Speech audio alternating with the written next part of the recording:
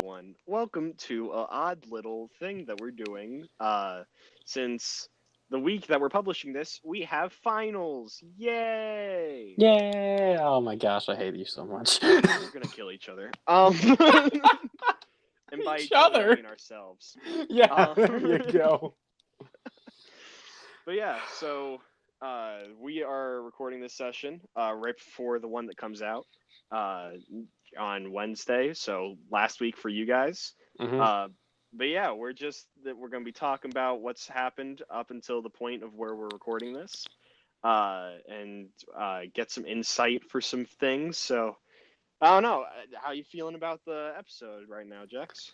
I'm series. I actually am very you're DMing it very well, and I'm very proud of how you're DMing it because you've done a really good job making situations that you can't really prepare for, or things that are going to be difficult to prepare for, and you haven't really done that in an unfair way either. Thank you very much. I try. Yeah. Sometimes, sometimes I've definitely seen series where people do it very unfairly, where it's just yep, this happened. Nothing you could have done to stop it. Which really hasn't been what I've felt so far. I mean, I feel like some of the stuff has been scripted, but it doesn't really feel like it was a thing that I could have stopped anyways. Well, I mean, it even depends. With the stealing of the orb, when that happened, technically, if we would have, I think I talked about it too. If we would have been at higher health, we could have taken that character on and actually beaten them. I had their character sheet ready with me. Yeah. We just got our ass kicked by the dragon. Yeah. Which I wasn't expecting, because we were doing well before that. But Florgashner did nothing to that dragon, by the way. Actually nothing. Hey, it's all right. Literally did not do a single hit point to that dragon the whole fight. Really? I thought that you were casting different spells. No, I kept going down and then getting back up and then reviving people. I didn't hurt it at all. Oof, that's rough. I did actually nothing. All I did was make death saves and revive people. It is pretty funny. I had a plan and everything. It was going to be cool, and then I just died. Oh my goodness. Only thing that I would say has been scripted so far was the dragon taking the orb before we got there. I mean, yeah, that's not even script. That's just backstory. Yeah, I guess that's because again, there's nothing we could have done to stop that. Yeah. Okay, well then nothing's really been scripted all that much. Mm-hmm. I think a scripted sequence in a game, it's described as you can try, but you're not going to be able to change the outcome, and I don't think you've done that yet. No. Because literally most of the episodes, I have a very vague idea of what's going to go down. And then I kind of set that up, and anything that you guys want to do within it, I change the story accordingly. Which is the proper way to play this game, so you're doing a good job. Thank you very much. Some of the best AMs I've seen out there, just their tips are roll with it and keep a clipboard so you can bring things back up. That's about it. Good. I have a decent memory for that kind of stuff. Yeah. I mean, I don't know. I feel like most of the things that I'm coming up with right now are kind of like Mr. Poopy Buttholes. Mr. Poopy Buttholes. Well, or not Mr. Poopy Buttholes, rather. We may come across a Mr. Poopy Butthole. We did in the first campaign that I DM'd for just us two. That's true. Yeah, we had a little Mr. Poopy Butthole. A character. What I mean by Mr. Poopy Butthole, for anyone who's listening, is a character that I make unintentionally be one of the favorite characters. Yes, we definitely had that happen in the first series, which we didn't record because that was just me and Ross fucking around. But oh my gosh, I loved him so much. Yeah, it was just. Should we? Is that what we should talk about? Should we talk about our first game of D&D? We could do that. Actually, yeah, sure. We haven't given that much insight. No, we really haven't. We haven't talked about any of that, but we have a podcast going, so why not? True. Okay, yeah. So, this can be Retribution behind the scenes or something like that. Yeah, this is the backstory of just me and you playing D&D. And maybe these characters will pop back up. Who knows? Yeah, or maybe they'll pop back up. Maybe some of their actions will have had consequences in our world. Fuck you, Winslow. Fuck you. Yeah, it was. We played the basic Lost Mines of Phandelver. Yeah, the one that everybody plays whenever you pick up D&D. Yeah, pretty much. It's the most basic one for everyone. It's the starter pack. Mm-hmm. And they have characters you can choose from it, but we decided to make our own. You want to describe who you played? Okay, well, this is a story because we didn't know what we were doing to begin with. So me and Ross had we had a rule to ourselves that up to level 5 we were allowed to switch our character as much as we wanted to, but then at level 5 you were locked into whatever you wanted to be. So my character started as a half-elf sorcerer named Winslow, and his name never changed. His name was Winslow Folger. Well, actually, no, Folger came in at like session 3 or something like that. I don't remember. He didn't have a last name for a while, but he was a half-elf sorcerer named Winslow. He was actually kind of okay as a sorcerer, and then I started looking at some of the other classes because like sorcerers can't get healing, which made me very upset because I like being able to heal, like being able to play medic in games. Oh my gosh, that. So you went with a different class for healing, and I switched my class to no healing. Yep. Okay. Now continue though. I just found that interesting. Yeah, but I played as a sorcerer for a while up until like session 2 or 3, and then I switched him to a druid, full druid. Mm-hmm. Worst mistake of my life. I feel like it's like eating. I think what happened was I made a build that worked well for sorcerer, and then those stats didn't carry over well to druid. Yeah, I would agree. I was gonna say I think it's like you go to, I don't know, McDonald's and you eat one of their burgers, and for some reason it just doesn't sit right with you. It's like that. Like, hey, maybe if you had another one later, it would be just as good as a normal Mickey D's burger. But that one right there kind of ruined the whole experience. Yeah, that's true. But druids are like super complex, so maybe I'll pick one up sometime. Yeah. I feel like I'd rather play a cleric or a paladin before I pick up a druid again. That's fine. Well, we have because they get the same kind of spell casting that druids get, but I feel like their spells are better. Yeah, probably. If they can get polymorph, then definitely. Yeah. Well, actually, no. Wizards get polymorph. Yeah, polymorph's broken. I mean, technically speaking, a bard can get polymorph because magical secrets. Oh my gosh, that is true. Bards can get anything. It's awesome. Yeah. Speaking of bards, my first character, I think I've alluded to this before. I played a female, a lesbian female named Persephone Mavris. And you never told me her last name until right now. Really? No, I'm pretty sure I mentioned it before. I don't think I ever knew her last name was Mavris.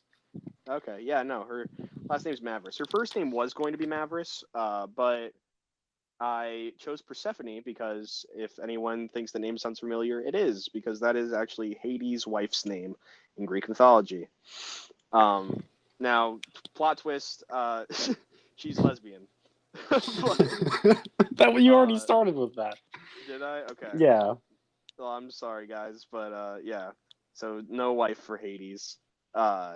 She was a tiefling, which I definitely would be open to playing a tiefling again. Tieflings are amazing. I had a lot of fun with her. Yeah, we broke a lot of rules in that game because we didn't know what we were doing. Yeah, hey, we got it. You're mostly referring to the, what's it called? The health point things.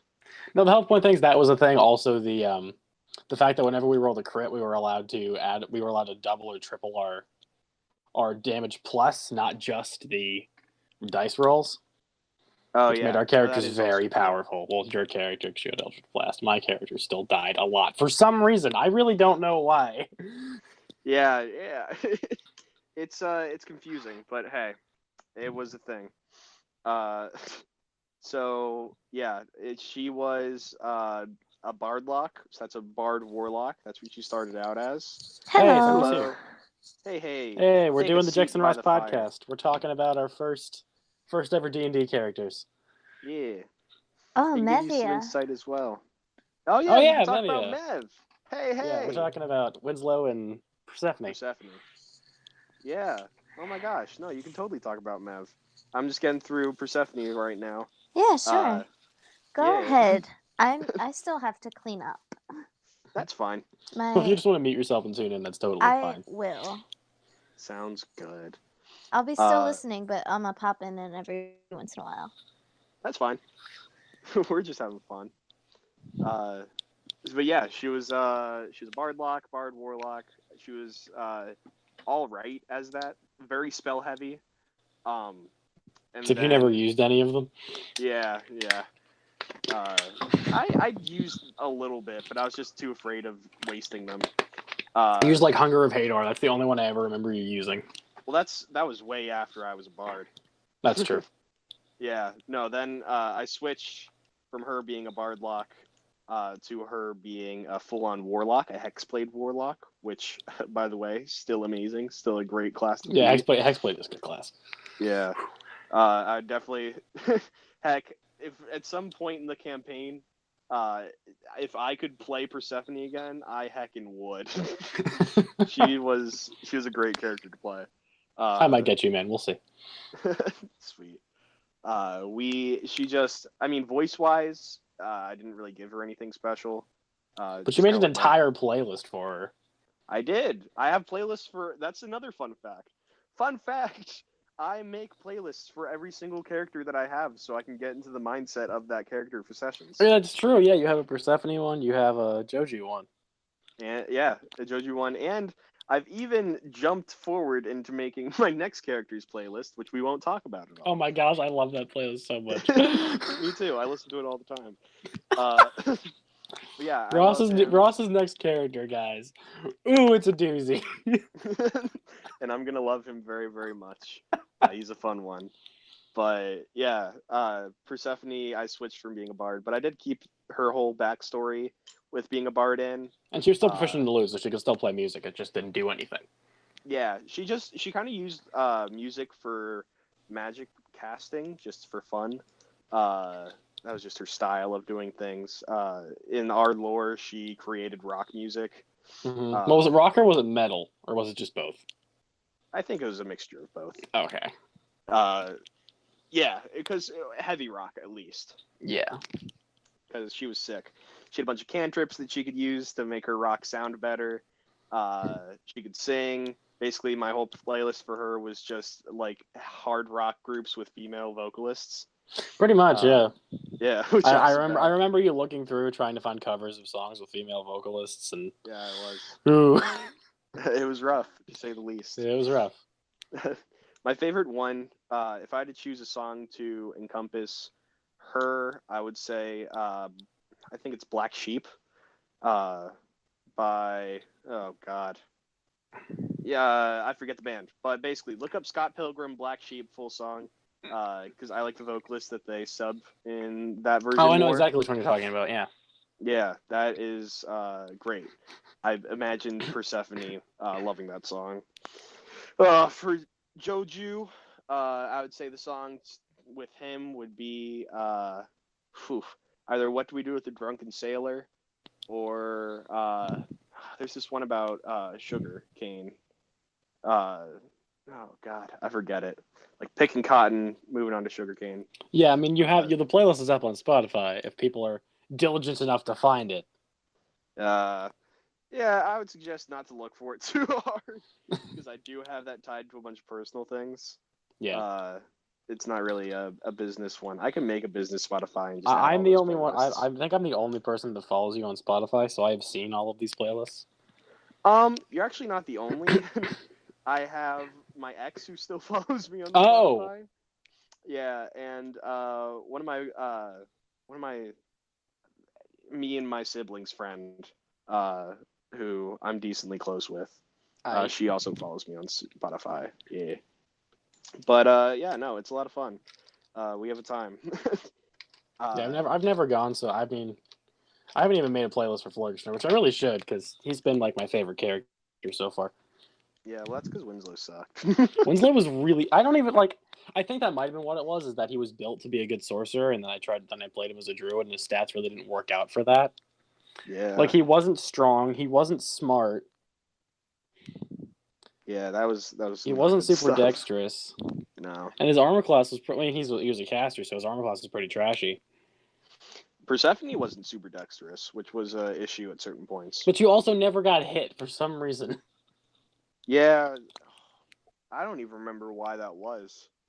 Her armor class wasn't super high, I don't think. No, armor class wasn't a... Oh, actually, no. It was pretty busted. Your armor class was like 21. Right. Was it 21? Yeah, because we didn't know how shields worked either. So your armor class was like 21 because you had the warlock thing that gives you like the armor of ice, the armor of Agathis.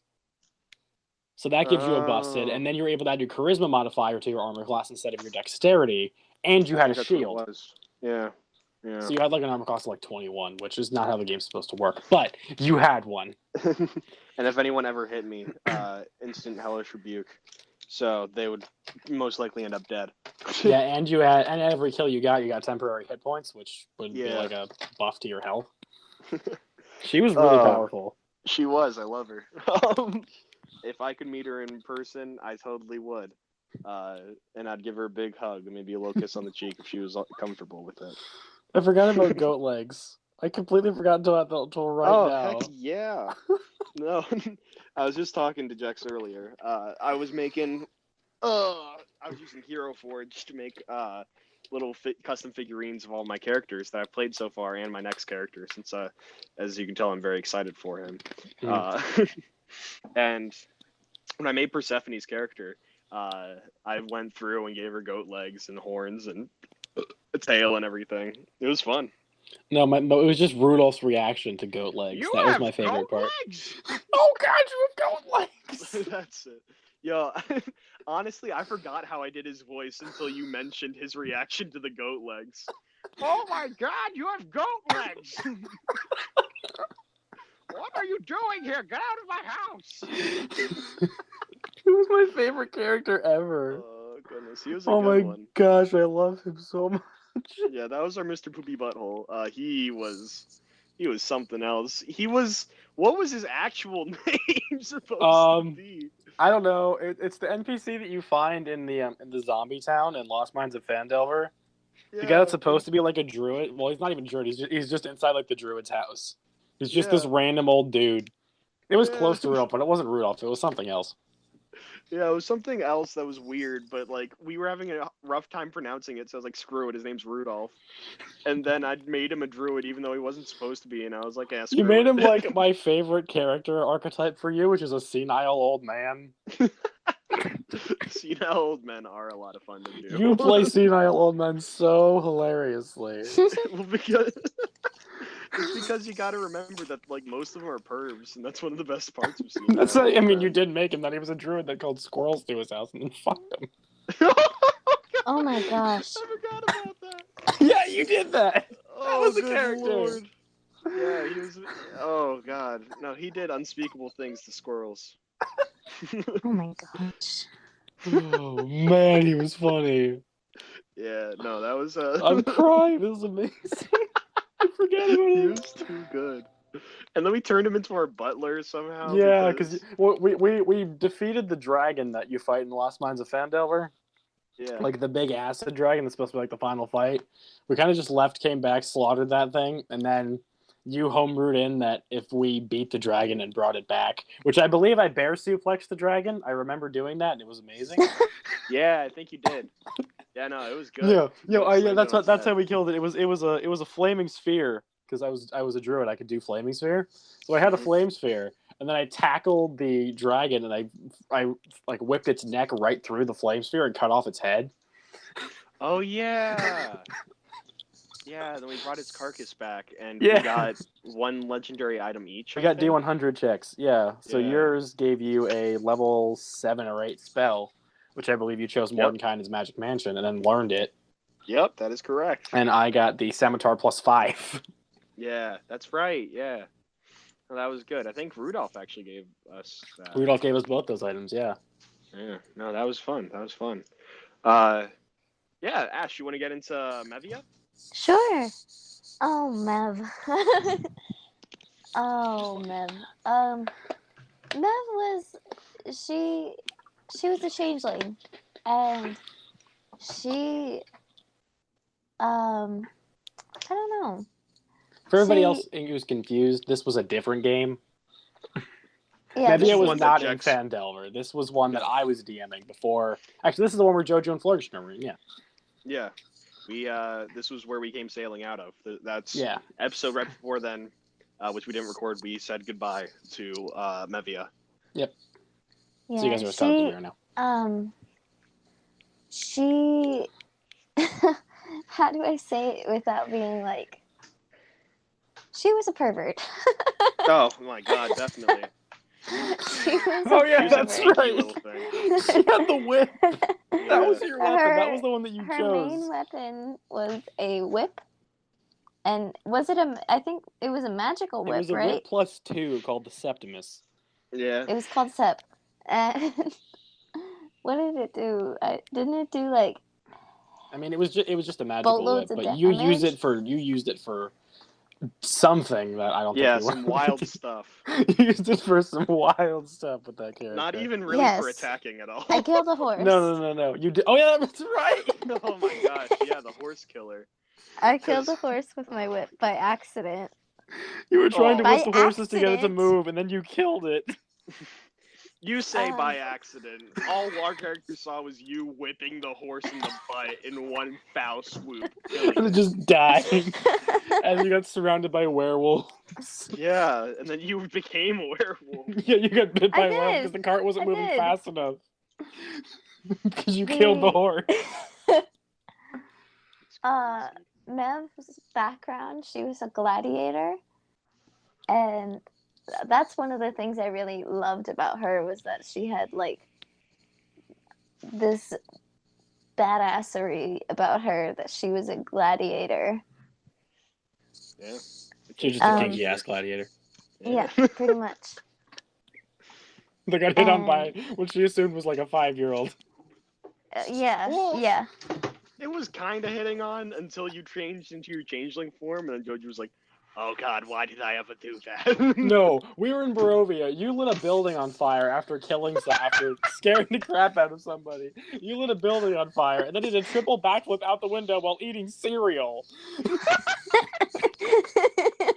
Oh my God. Oh yeah, that's how our characters met. That's right. Yeah, Yep. Oh my goodness. Oh. I forgot about that. that's exactly how that happened. Yeah. For anyone wondering that's listening, this was Joju. Yeah, that was Joji.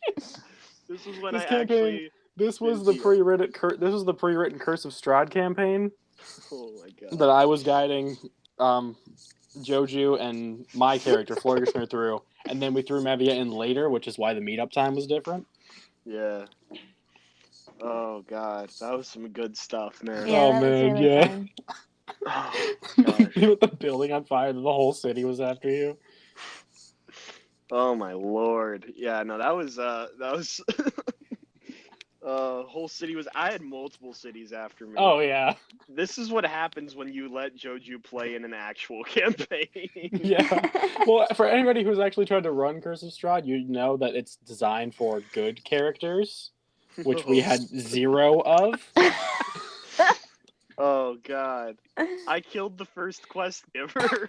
Yeah, oh my gosh, you did! I straight Yeah. up murdered her and drug We her went- through the streets. we- I think we do might have you- mentioned it before, but I don't know. No, we mentioned it to Stalo last week after the session was over. We never said it to that's Peeps. We never said it to right. Peeps. yeah. Oh But, God. what was it? We had just gotten into Barovia, and then Joju went the exact opposite way, because that's what Joju does. Yeah. This The is true. exact opposite way. Fought some Yeah. direwolves, tamed one of them, which I'm certain you've already known as Fluffy. It's Fluffy. Yeah, we got her in like the first or second episode.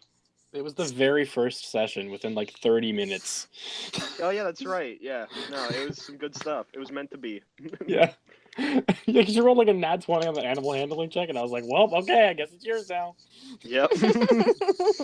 Oh God. That was some good stuff. Yeah, but you killed Mad Mary. Do you want to tell the story? Yeah, sure. So, if you don't know who Mad Mary is, she's like one of the first people that you find, and she's supposed to give you your first quest of finding her lost daughter. But so basically, we pull Joju rolls up in the city on a direwolf with Fleur, and people aren't like he's talking to peeps. They're all just kind of being dumb. I think there was like a kid who was like making fun faces at me. Oh, yeah, there was a kid that was terrified of you because you were on a direwolf. That's right, and he wasn't talking, so I threw a dagger at his foot, and I think I actually stabbed him. Yeah, you did. You stabbed him in the toe. Yeah, and then you had to heal his wound or whatever. Okay, but eventually you hear sobbing. So we went to the house where you heard sobbing, and Joju was calling out to the person inside the house, like, "Excuse me," he was like, "Excuse me, ma'am, can you please talk to me? Please, stop crying. We're here to talk. Come on." and she wasn't replying at all. And he was like yelling. So he was like, okay, if you're not gonna talk to me, and he lit a Molotov cocktail and threw it inside of the house. Yeah. They lit the building on fire that this old lady was in, crying. Yeah, actually, I think first he sent in Fleur to check if we could loot anything from it. But we couldn't. So yes, then he lit it on fire. Mad Mary was sobbing in it. Fleur. Yeah, and then Flurgisher was inside at that point. Yeah, Flurgisher was inside at that point. Realized that this lady was not going to move, so he just chucked her out the window. Yeah. So then she fell on the pavement. I think she was still alive at that point. Oh, she was alive. Yeah, she was still alive. Because that is not the worst part of the story. No. And she was still crying, not responding. So then Joju, I think he used rope. Yes. And, yes, you did. Tied her up by like the hands, and then attached the end of it to his waist, and then rode Fluffy down the cobblestone streets. Just dragging this old lady. Yeah. Just beating her against the rocks until she died. Yeah, and she finally passed like that. Oh man, that was like the first thing you did. Yeah, and he told people not to be afraid of Strahd and that they should fear him more. Which people were like, they were like, yeah, sure, whatever. And now Joju's the king of that realm, so he had a good point. Yeah, it's true. He is technically the owner of Barovia currently. Yeah, he comes through on his promises. He makes good. Oh man, that was funny. Oh, that's some good stuff. I had to make an NPC just to deal with how much you were fucking with the campaign. Yeah, you did. Oh my god. Never, ever. If any fans at all, maybe at some point, I'll make this promise if this is ever going to be a thing. I'll say 1,000 subs. If we ever make it to 1,000 subs, we can run a campaign ran by subs with some of our characters who are your guys' favorite. Yeah, you get to probably by 1,000 subs, we'll have a couple characters you guys can pick from. Yeah. So if you guys want to run a I'll campaign... preface right now, I don't have Winslow's character sheet anymore, so if you really want Winslow, I'll have to remake him. Yeah, if you really want Winslow, he'll have to remake them. I'd play Persephone because I love her. Just warning you, if I play Joju, you guys better be prepped for the most chaos campaign of your life. Yeah. Because that's what he does. You cannot have anything set in stone for Joju. He will burn. It just won't happen. Yeah. Oh, he's such a fun character. Oh my gosh. Yeah, DMing for Joju was a nightmare. It really, really is. Oh goodness. And now I can't really do anything with him because nothing made sense. Oh, nothing made sense. We teleported to the old bone grinder, and then you slept with the 3 hags. Then we lit the building up. We had a tendency to light buildings on fire. Yeah, I think it's a really effective way to get rid of people. Just saying. That was the second building we destroyed. Yeah, and then we burnt another one to the ground after we met Mav. Oh, that's right. Strahd von Zarevich's castle, aka Castle Vainicock, still stands. Yeah, we named it Castle Vainicock, that's right. Yeah, because that's another unofficial, I don't know. Right now, we're titling Joju's Bizarre Adventure, but our own team name is Vainicock. Yeah, this crew's name. Oh, is he here? Yeah. Hey! What? How long have you been here? For like 20 minutes. Oh, Jesus. All right. Well, I think we can probably wrap up our... Wait, are you waiting for me? Yeah. Yeah. Oh, I thought you guys were just talking. Sorry. No, we were recording we're recording the next week's episode because we're not going to be able to actually play next week, so we're just recording a podcast. Sorry. Yeah. That's fine. It's fine. I'm glad you get to tune in and hear some of our wild stories as well. Yeah, I was like, I don't even know what's happening really. Well, it's some funny stuff. You want to lead us out, Ross, and we'll start recording the real episode? Sure, yeah. Sorry. Thank you guys so much for joining us. Don't be sorry, man. It was a pleasure having you all. If you guys want to look at Oh gosh, I guess we can give all of our things now. Follow us on Twitter. I'm at Lennon_Ross. We have at Jex. At Jex&Ross.